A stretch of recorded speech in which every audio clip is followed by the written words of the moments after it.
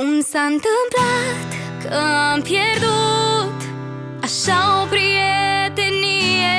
Eram noi două, legătura perfectă, dar iată că n-a fost să fie. Mă doare, însă știu că amintirea va dispărea când totul e pustiu. O iei iar de la capăt spre o nouă viață.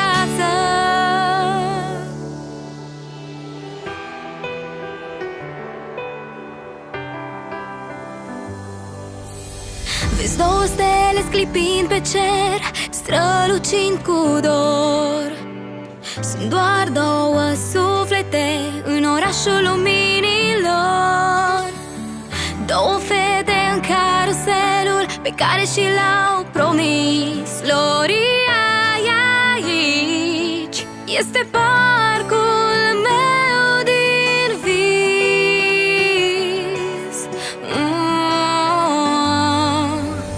Destinele ni s-au împlinit cum nu ți-ai imagina.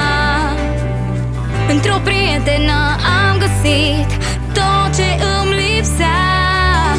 Am știut că vom porni pe drumul către paradis, sau așa părea, doar în parcul meu din vis.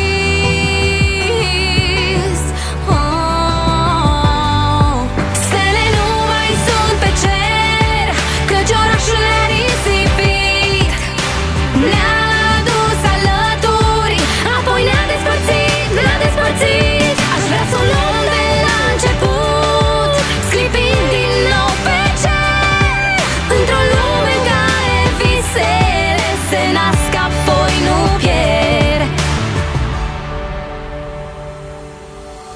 Caleașca-i părăsită pe o insulă pierdută, dar care-i soarta